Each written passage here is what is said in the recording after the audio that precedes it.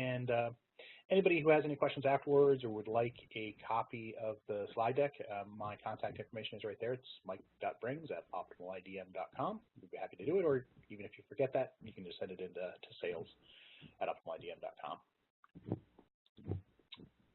So a little bit about us. We were founded in 2005. Shortly after that Obelix acquisition by Oracle, OptimalIDM was formed. We're 100% organic growth. So we have no outside debt, no outside investment, no debt. Been profitable every year of our existence, and we have solutions deployed 6 continents across the globe. We're headquartered in Tampa, Florida, but we have offices in New York City, Indianapolis, Atlanta, Denver, and down in Australia. Some of the market endorsements you can see off on the right, a little bit more on that later, but we are in the Magic Quadrant for Gartner 2017 and 18, also in the leader quadrant of the Coppinger-Cole report as well. And we've won a number of awards over the years as well. So a little bit, we're going to cover quite a bit in terms of the identity management landscape here, our product solutions, the Optimal Cloud, a little bit of vendor comparisons as well. So I always think it's interesting to take a look at the hacks, the data breaches we see on an almost weekly occurrence. Probably the most recent one was the Marriott Starwoods one. And what is your organization really doing to try and protect itself from these breaches and hacks that are happening? What about GDPR? That's a growing concern for all of the companies that have to adhere to GDPR. And do these fears that come up from these things, does that actually keep you from thinking about using a cloud-based solution? Even though oftentimes that ROI is a lot better than an on-prem scenario for that. So I say, is there a better way? Let's kind of go back in time a little bit. 2011 to be exact. Does anybody remember BPOS, Microsoft's BPOS? It was the Business Productivity Online Suite, and the precursor to Office 365. What about BPOS-D? So that was Microsoft's dedicated BPOS, so Business Productivity Online Suite, but it was in the dedicated mode. Not as many people might be familiar with that, but this was used by some of the largest Fortune 500 customers. A couple of them just listed here. These customers had private, dedicated environments that Microsoft engineers hosted and supported for them. So it was full Office 365 suite. It's just a dedicated set of servers that Microsoft, again, hosted in their data centers, in Microsoft data centers, and then delivered that as a private, dedicated tenant. Some of the advantages really is, there's no impact from another customer's tenant. Home Depot you saw there to Dow Corning, they were completely isolated different environments done by different team members, in fact. They had dedicated support personnel that worked on just the Home Depot one or just the Dow Corning one. So with that, you definitely had more increased security with the data being isolated on those dedicated servers, better SLAs, and with that bottom bullet, private, dedicated, they had secure, reliable, and robust environments. So why do I bring that up? Well, the reason I do is much like that, many of our customers, even back then, were those same large Fortune 500 customers who had that. We were quite aware of it, worked with a lot of the Microsoft product engineers with those deployments and understanding them. And in fact, we have some of the largest Office 365 deployments. We have several customers that have well over 100 AD forests, and typically anywhere between 250 to 500,000 internal users. Typically, in that scenario, the customer is operating a forest for every country or region that they operate in. And looking at that, as we went down, I don't know of a single BPOS-D customer that I've talked to that wanted to go to shared Office 365, right? They were very happy with the dedicated offering that Microsoft did. Microsoft kind of yanked the carpet out from them and said, you'll be on the shared platform. On that last bullet, they really liked the private dedicated tenant. Who wouldn't, right? So that's kind of where the Optimal Cloud was born. Much like most of the industry, we made the move to the cloud. I say cloud as in sort of. And the reason I do that is we'll get to that. So we took our virtual directory and our federation software, and we used that as the foundation for what we developed. and delivering this joint solution and many other features that we added on top to deliver this as a dedicated platform, knowing that the Fortune 500 type customers, and not exclusive just to Fortune 500, obviously there's a lot, really would prefer a private dedicated platform for their services. So now we're going to touch upon really what is the Optimal Cloud, what is a part of the solution. You can see a slide deck here. We're going to dive into each of these main components. So the first one really is the SSO and the Federation services. So that's the standard stuff that you're expecting in terms of Federation and SSO. SAML, we support all the common protocols, so SAML, WS Federation, WS Trust, OAuth 2, OpenID Connect, with definitely OAuth 2 and OpenID Connect really gaining ground. SAML and WS Fed, WS Trust are kind of there for backwards compatibilities. Although you see new SAML applications, but the wave of the future is really OAuth 2 and OpenID Connect. Next is the identity and access services. So what do we offer in the platform itself? We offer user, group, and organization management. Now, that can be us, and that's our web GUI that we have built on the platform, where you, as an administrator, can come in there and manage the users, groups, and orgs. That can either be cloud-hosted identities that we're hosting in LDAP directory. A little bit more on that in the next slide. That can be your on-prem Active Directory, or it could be both, because we can leverage that virtual directory component that we have to actually bridge that and easily provide the unified view of both the internal Active Directory as well as the cloud-hosted directory. And one housekeeping, I know people are coming on and off. This is being recorded, and we can send out a recording of the webinar as well. So beyond user group and organization management, we have full delegated administration. So you can actually have the concept built around the organizations that if I'm a delegated administrator for organization A, I only see organization A users when I go into that GUI. So a very powerful feature. What can that delegated administrator do in terms of like create, read, update, delete? That's entirely up to the organization using our system. You give us the rules and we go do it. So maybe just create and update but not delete, for example. But very easily customized by us in terms of exactly what that role can do. Self-service as well, so end users coming in there, updating their profile information. Self-service password reset, self-registration with workflow approval, pretty commonly done. And then entitlement request and workflow approval. So that's more of, I want to get into application X. Good example here, actually, and leveraging our virtual directory technology as well. So other systems, other competing platforms, which we'll go touch upon them briefly, may have the idea of a subscription into a group. And that's great, but in a lot of platforms, it's just open subscription. Just anybody can subscribe to get into the group and they're in there. So one of the ways our customers use our platform is take a Salesforce example. We can lock down and say, to get access to Salesforce, you need to be in the Salesforce group. But who can subscribe to get into the group? Well, using dynamic group within our virtual directory, we can make it so that only people that are in department equal sales or department equal marketing can subscribe to get in the group. If you're not in any of those departments, you can't even subscribe to get into the group. And then after I've subscribed, so say I'm in sales and I subscribe to get into the group, that can now get routed via email to somebody to approve it. Could be my manager, could be the app owner, could be both. So those are some of the capabilities that you have within the platform itself in terms of access management. We have some basic user and delegated administration attestation. Typically what we find here is that this is really the end user attesting that they still have an account. But you can also periodically have the Dell admin attest that these users are the appropriate users they have. One of the things we have done this year is partner with a company called Omada. So typically what I'll find here is we're not a full-blown governance engine.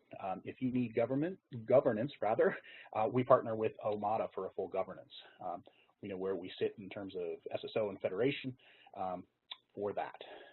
We also have provisioning APIs, and that's so basic provisioning either into our directory or us outbound into different systems such as a Salesforce or Concur. So SCIM's a common standard used for provisioning users. RESTful APIs as well for create, read, update, and delete. into that directory if we're hosting a directory out in the cloud as well. So next one is our directory services. So I mentioned we can cloud host identities for users. Kind of give you an example of that is for external identity management, I would say. We do this for several customers where we're going to host identities for some of their smaller vendors, suppliers that a customer may have, but federate with the large organizations that a given customer may have. Embedded in that, so we would cloud host those identities in an LDAP, and again, a private dedicated LDAP directory for each customer. We've also, again, embedded that virtual directory there. So where that comes into play, from the user and group management, the virtual directory can be pointed to both that directory in the cloud as well as to the on-prem directory, the internal active directory of a given customer. So seamless integration across identity stores. And that could also be other identity stores as well. Next is our adaptive authentication authorization engine. So this is a set of rules, essentially, that are configured within the system to provide perhaps step-up authentication. So accessing a given application outside of Monday through Friday 8 to 5 is now going to require two-factor, or maybe based on IP, we can see you're not on the corporate network, so we're going to require two-factor. So anything that's based in that browser can be configured as the rule, ands and ors. They can be nested, and this is also both at the authentication layer, but also at the authorization layer. So very extensible. We offer a complete set of MFA options. So some of the common ones, emailing of a one-time password, SMS, phone call. And so the phone call can be either to a landline or to a cell phone. That'll actually call out the code. FIDO UTF, TOTP, or time-based one-time password. That's an open standard as well. So any app that supports TOTP can be used. So Microsoft has a Microsoft Authenticator, Google Authenticator, as well as ours. It's an open standard. Essentially, think of it as, if you're not familiar, think of it as Secure ID, kind of the RSA Secure ID, except for it's in a mobile app now. So a rolling countdown code. It's good for 30 seconds, then it expires and you get a new code. You would enter that in on the login screen along with that, and as long as it's in that window of time, you've completed two-factor. But some of the more exciting ones, I would say, is really around push. We find that a lot of our customers, especially the executives within the companies, are really excited about push because it's pretty, well, normally, you know, I say doing MFA, it's more secure, but it's also more pain on your customer because you're making them, or your end user rather, you're making them do this second factor. But with push, we support fingerprint and facial as well. So if you don't have your phone configured with fingerprint or facial, then it'll push to your device, which is more secure than like an SMS. It's pushing it to your device, the actual app, and you would click approve or deny. But if you've done fingerprint or facial on your device, then that's all you need to do for MFA. So touch your phone, pick up your phone up to your face, and you've now done MFA. We are in the final stages of our iWatch integration as well. So you would just do a simple swipe. You don't even need to have your phone right next to you. It could be a room away. So very exciting stuff there, where you're getting the extra two-factor type integrations, but not having to provide the pain for your customers much. As a part of this, you do register and unregister your device within the MFA offering. So all of these are available within the MFA. Some customers just choose maybe SMS or voice. They don't know that their end users all have smartphones, or you can pick and choose these. Common deployment-wise is to actually let, you know, again, you have to have an email registered for us to do an email of a one-time password or, you know, SMS to a cell phone. But a lot of times, as a part of the registration process, the customer will require them to provide the different information, and then for many of them, they let the end user decide what MFA they want to do today. Just like a lot of banks let you do that. Do you want me to email you a code, or do you want me to text you the code? But you can also lock it down so that on a given app, no, this app is going to require TOTP, or this app will require push. So that's all available within the platform. Final note on MFA, as well as some of these other pieces. the way we do our solution in terms of pricing, each of these are individual components, meaning if you want to come to us for the single sign-on federation, but you don't want MFA because you already have another MFA vendor, that's fine. That's perfectly fine. You're not going to pay for that. So the individual items are additional SKUs like the MFA as well as the audit and reporting, for example. So not uncommon for people to do that. But knowing it as part of the platform, what we find is a lot of our customers do like having one solution as a part of the whole platform, not having to do multiple.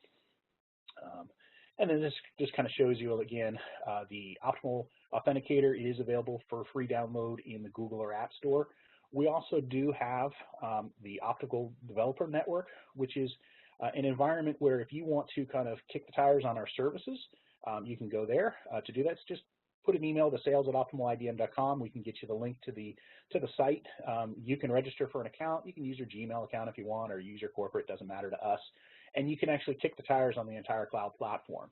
It is a shared environment, of course, just for purposes of a demonstration environment. But if you want to see the items in action, you can do that. The next piece is our auditing and reporting services. So very robust in terms of what we store. So every authentication to the app. So if you want to see, what apps did Mike access today during this time period, for example, you can slice and dice the information however you want. We have out-of-the-box reports that are run out of Azure. And that data, again, is separate. So your company's data is kept separate from another company's data. Very robust. A lot of our customers have used this data to track down certain things that happened, whether that was part of an audit or something that went wrong. So very granular, but also summary reports too, so that you can see authentications rise over time. I know one customer was kind of tracking their usage, and they were, just in terms of authentications as that got rolled out, they were increasing about 1.5 million authentications a month as they rolled out to their enterprise. They're well into the hundreds of millions now, but they could see that and actually do it. Now, of course, a nice thing about the services, they don't have to worry about that scaling. That's all done by us. We scale to manage that. Some of the differentiators, we'll get into complete differentiators between other platforms, but some of the things for you to know that we offer is some of our customers want us to either integrate with a system such as Splunk. So Splunk's got a Splunk forwarder, kind of what is called HTTP endpoint, where you can push log events to Splunk. So if you have Splunk and you want us to integrate with your existing Splunk, not a problem. That's available. We also provide hourly data feeds, rather. So if you just want the raw data, you have something else and you want to import it, or you don't want to use the Splunk forwarder, you just want the raw data to import into Splunk, certainly can provide that too. So that's kind of some of the features that we're going to offer that our competitors simply won't. They don't want to get into that business of providing hourly data feeds. They're going to say, no, we have reports. They're out here. Just go run the report. We like to offer our customers exactly what they want. So next is our APIs, and what do we have available for the developer? So we have very open APIs based on that. Of course, we follow standards whenever possible for those. And what we're going to show here is our developer portal. And so what you can see on the left side here is different protocols. What type of application am I developing? So a developer, and you might be able to see it here, it might be a little grainy, but that's actually showing choose a relying party for the sample code. And why that's important is this is pre-integrated in with our customer's deployment. So when a developer for company A comes in to the portal here, it's actually going to show the relying parties that are deployed for just that company. And he or she can come in here, choose what they want to do. So say they want to do an access code grant flow in OAuth 2. They would click that, choose what language, C#, for example, and they're going to have the code. The second screenshot here is the actual code pre-integrated to their environment. Copy and paste that into their app, and they now have the access code grant flow. It's as easy as that. They don't have to do any real coding to support these given protocols. So very, very important, especially as most customers, whatever they're trying to develop, they want to use the same platform across all of their different divisions and have all developers using the same. You get that with the Optimal Cloud. You're able to use a common standard. So a little bit more just about the platform itself. I said in the beginning, we say cloud sort of, and we'll get into a little bit of the deployment and why that's a little bit different. If cloud is a dirty word within your organization, and it is with some, well, we would refer to it as a managed service offering. And that's a little bit more exactly what it is. It's where we're delivering our platform in a service mode for your organization. And the reason that's different is because with other platforms, it's a public infrastructure. So take an Okta, for example. You're going to use their platform. One, you're in a pooled platform running alongside other companies. You also have to have an administrator that's going to come into the Okta interface and go configure, I want Salesforce. Okay, they've got some wizards, but you're still having to do it. You have to actually get the certificates. You have to know the endpoints. With our solution, you don't have to know anything about federation. All you have to say is, I want Salesforce to be configured. Our staff takes care of it. We're also the private dedicated servers. We also typically, and we'll have a slide on this, deploy this where we're VPN'd into their environment. So it's very much an extension of the existing data center you have because we're actually normally on your corporate network. We don't have to be, but many of our customers choose that, and we'll get to that too. So your data is also kept separated, isolated from other customers. We have dedicated personnel who know your environment. So each of our customers, while all of our engineers can work across anybody's environment, any customer environment, we have a dedicated person who knows that customer and is the lead on that customer. So very much, and actually like the BPOS-D back in the day when Microsoft did that. Another key feature is we can customize our platform to meet your exact enterprise requirements. Very easy for us to do this. So if you have a workflow that you need to do, a specialized type of role that you need to support, very easy for us to deliver that in the platform, as well as look and feel. We can make this look exactly like you'd like it. So one example I give in terms of meeting these types of requirements was, I'm not going to mention the company, but we had a major retailer based here in the U.S. It was doing a divestiture from another retailer. Well, so they now kind of did the reverse of merger and acquisition, which is they were going from I'm running within some enterprise to I now am going to become my own company, and I have nothing. No IT staff really to speak of, no infrastructure. So this customer came to us, and this is where I say Microsoft says they're all in on the cloud. Not really. This customer is really all in on the cloud, or a retailer. They came to us and said, okay, we need to do the divestiture. We don't have anything. We don't have an AD. So we've actually host an Active Directory for them. We do Azure AD Sync to Office 365, as well as all of their cloud platforms. They literally have no on-prem applications, from HR to payroll to their invoicing, billing, inventory. Everything is cloud-based for their infrastructure. Now, some people may ask, well, why did we use AD instead of ADLDS? I know an analyst asked me that just this week. The reason for that was they actually did want to have their devices be attached to the domain for policies. So that's why it was a full-blown Active Directory. So it comes up occasionally. So that just kind of gives you examples of what we could do. So with the Optimal Cloud, you're also going to get guaranteed SLAs with a credit if we don't meet it. With other SaaS vendors, whether that's Office 365 or Okta, OneLogin, they're going to be periods of time when there's degradation, right? You can go into the Office 365 dashboard and see Exchange is experiencing delays. Well, okay, great. I'm not really probably going to get a credit back for that. Two, what's the cause? Is it my organization? Is it some other organization? I'm running alongside thousands and thousands of other customers. That's not the case with the Optimal Cloud. Again, we have those private dedicated servers constantly being monitored and looked at in terms of both with automated as well as engineers looking, and we'll give you a credit. Thankfully, we've never had to pay a credit. We've never had an outage outside of those SLAs that we offer for that, and that is 999s or 49s depending upon your need. The Optimal Cloud itself typically runs, our preferred platform is Azure. We can also do AWS, Google. We're agnostic to which cloud platform we use to host the servers that we're serving for you. And some customers do want us to actually bridge across and have servers in both Amazon and Azure, because they just, in case of a whole outage across, you know, Azure, if there ever was one. Hasn't been, but if there ever was. The customer also gets to choose what data centers they're in. So that US-based retailer I mentioned, they have no operations outside of the US, so all of the servers are inside the US. Now, we do bridge across different data centers just to make sure that if a given data center went down within Azure or Amazon, that we have coverage. But you could be completely to the US if you wanted to, or across the globe, as many of our large multinationals are. But the customer gets to choose which data centers those are in. And again, with those private dedicated servers, you get greater security, right?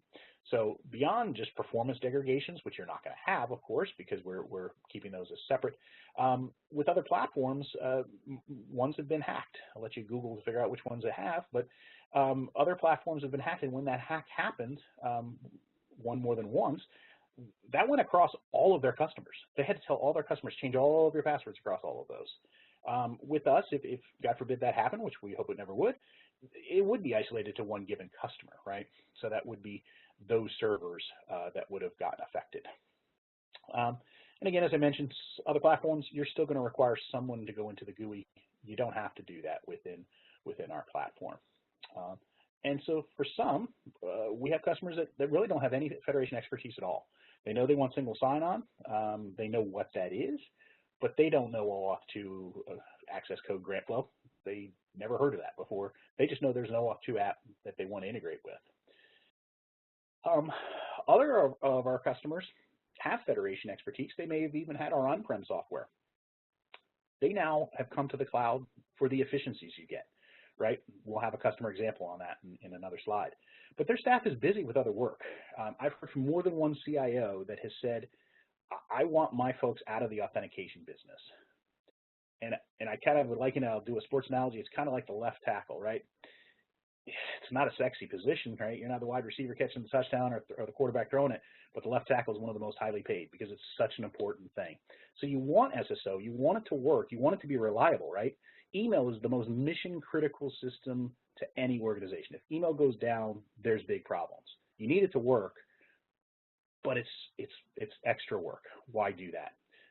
Outsourcing it in essence to us makes a lot of sense for our customers. In terms of other platforms, those shared platforms I mentioned, some of our customers simply could not use those platforms because they're multi-tenant and shared.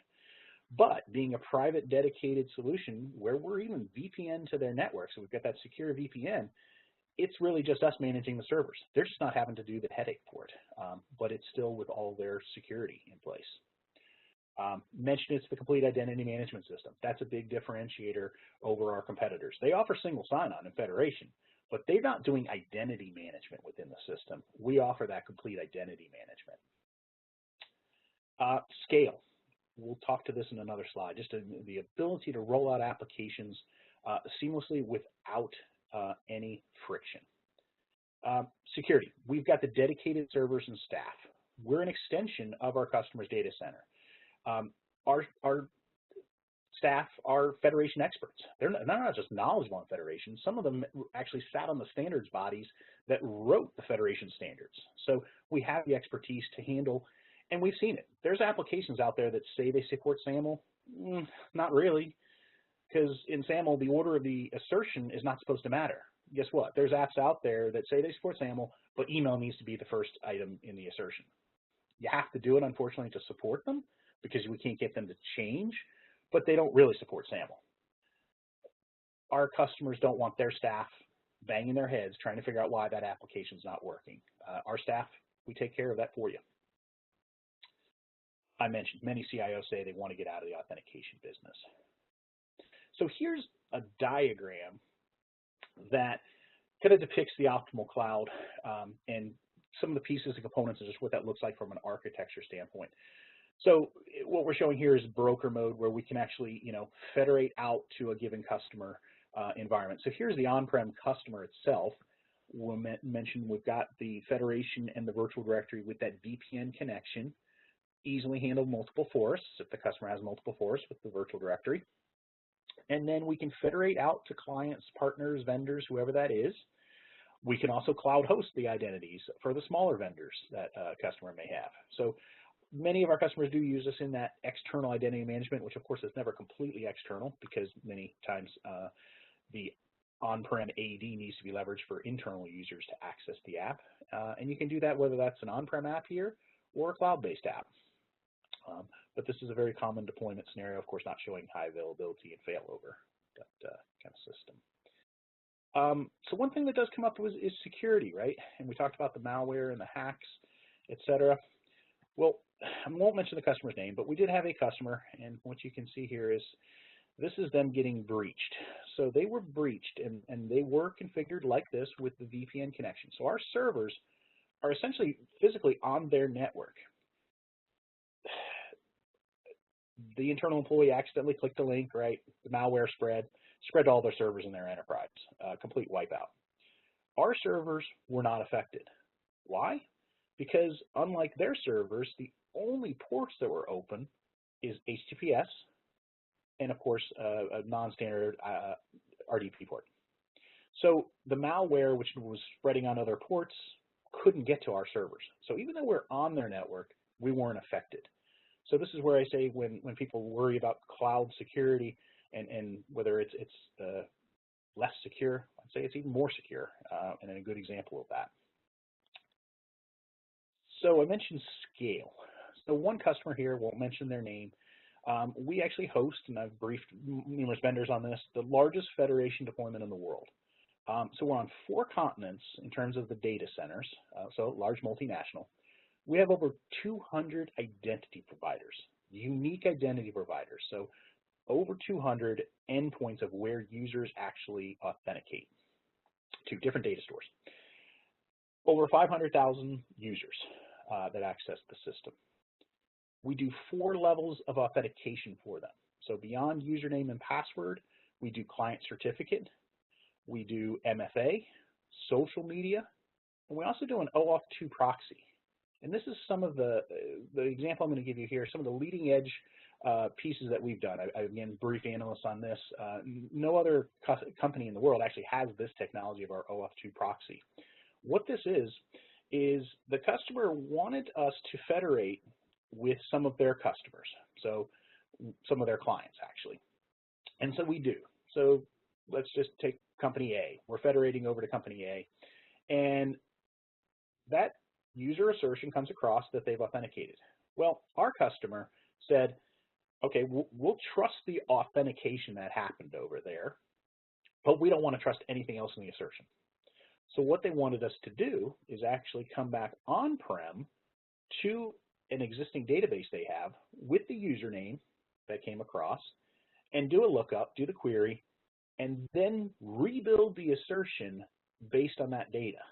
And we do that with our OAuth 2 proxy. So that's where the authorization came from. So they're just trusting the authentication side and nothing else. So pretty unique scenario of what they did. And that's what I mean in terms of the custom enterprise solution.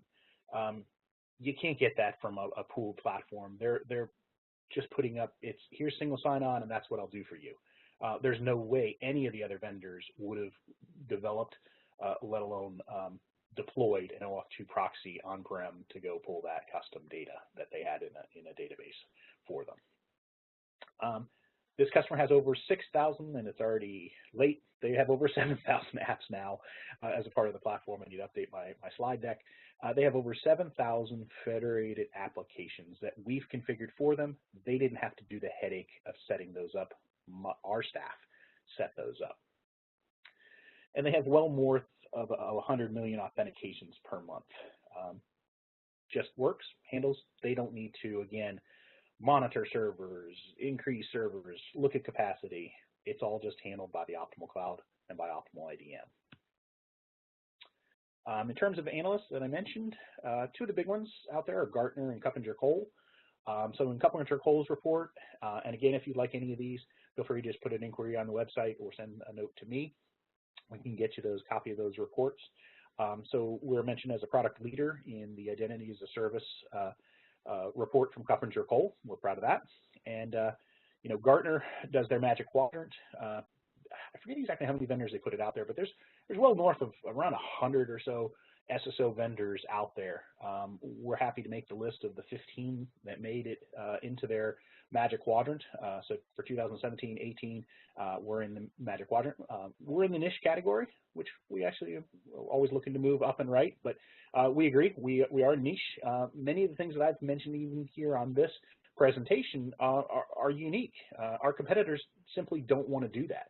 Right, we go back to the BPOS-D analogy. Microsoft does not want to do private dedicated hosting like they used to do for Office 365. We're happy to do that for our cloud platform. There's plenty of customers out there that want that and see that as compelling to come to the Optimal Cloud. So one of the things, we're getting near the close here, but a couple of things I wanted to kind of cover was a little bit of around, cloud versus on-prem.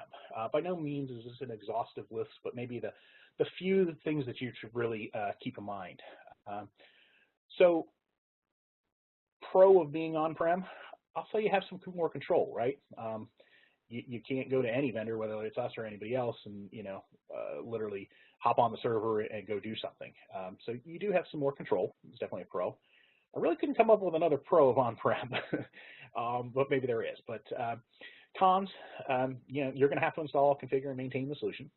You've got to do the HA, appropriate monitoring, to make sure that you're keeping your system up and run. Your staff needs to know all the Federation standards, both the current ones, future, any changes, the apps that don't really support it, like I mentioned. And the cost can be pretty high to not only purchase, but maintain the on-prem solution long-term. So cloud, pro side, it's private. If there's private, like ours, there's nothing to manage. If you're using one of our competitors, well, you still got some stuff to manage. So a lot of it gets taken off of you, but you still have stuff to manage. You still need to know the Federation endpoints. You need to know what a URI is, a URN. If you don't know what that is, you probably make a good fit. You'll never fall behind on releases, and that's both private or public clouds. So that's a big advantage. That should be a con on the on-prem side too. If it's a private one, like our service, you can have maintenance windows and freezes. So this is really important. So I won't mention customer names, but I mentioned retailer. We have several retailers. Well, come Black Friday, they do not want us installing patches until after Christmas.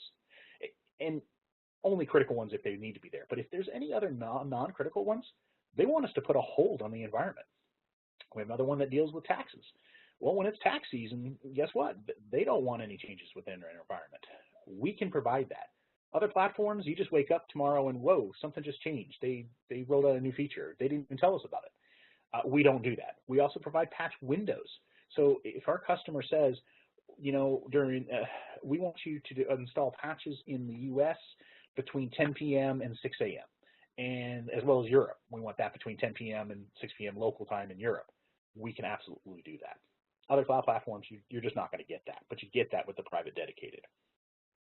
We also provide patch notifications. So we can say, we apply patches in this given environment.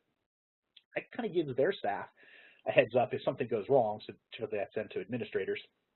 If something went wrong, they might know why and say, I think it was the patches you installed.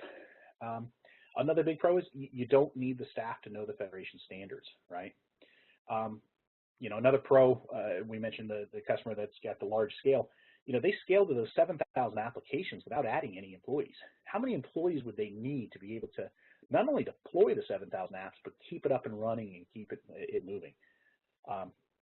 Several FTEs. So that would add the cost quite a bit.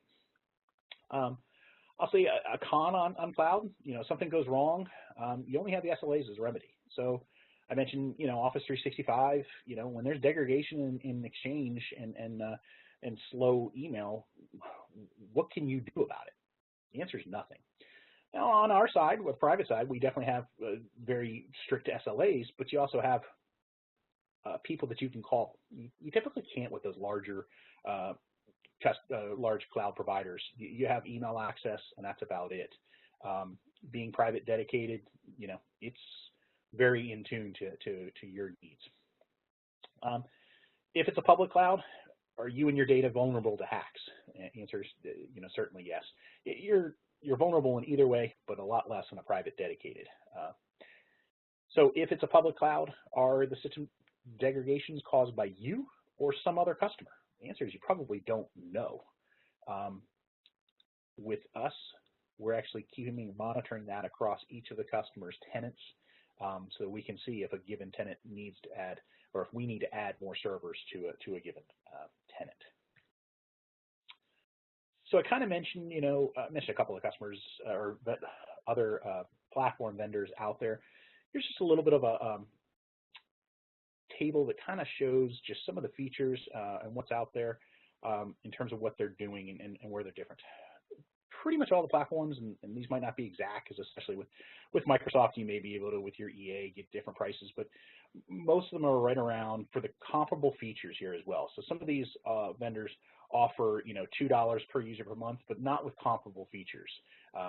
If you start to tack on those extra features that they have, you're going to be in this $7-8 price range per user per month, which, depending upon how many users you have within your organization, can be quite pricey. We don't do that. We do a fixed monthly cost.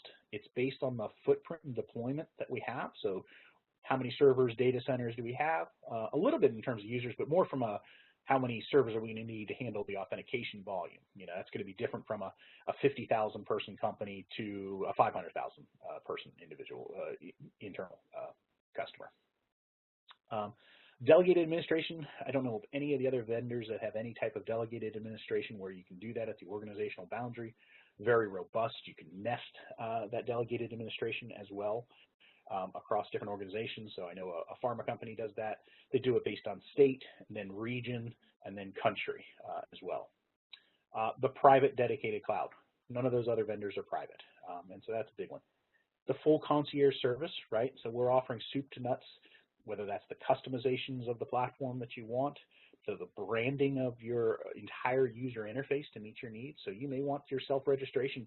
Your self-registration process may need to be customized as well. Do lookups into a database that you have as we do self-registration. We certainly can do that. Very easily done. So we'll give you the exact experience that you want within the Optimal Cloud. Secure VPNs. Again, you only really get that with private dedicated servers, so none of these customers are going to do a VPN back into the customer environment. And then finally, that custom enterprise platform. So whether that's, we support different things in terms of attribute access control, so you can choose, this role can update this field within the directory, whether that's custom schema, all that's a part of the platform. We sit with the customer, figure out their requirements to help deploy the solution. But it really is our platform molded to meet the needs that you have in that private, dedicated mode. So finally, just a couple slides here, that just kind of also hits upon what we've already done a little bit in terms of those key differentiators. The private cloud, the fully managed service. So we're doing everything. Your staff has to do literally nothing.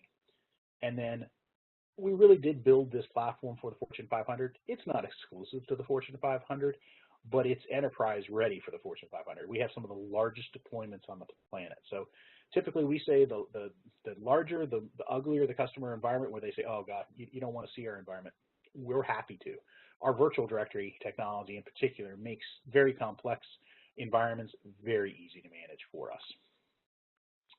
And then finally is that cost. So competitors are going to charge that per user per month, which also, as your organization grows, your costs are going to be unknown. With us, it's a flat monthly fee. It's a known budgetable fee that customers don't have to worry about. So that is the end of the deck. I will come back to the front again, just to put my contact information here again. So if you want to email me directly, my name is Mike, so mike.brings@optimalidm.com. You can also inquire at sales. The presentation here can be sent out to you. Just send me an email or call me. And this webinar has been recorded as well and will be posted on our website, so that if you want to send the link to a colleague, we'll be sending out the link to the recording to everybody that registered, because some people, of course, you register and you're not able to make it. They can come back and view the webinar.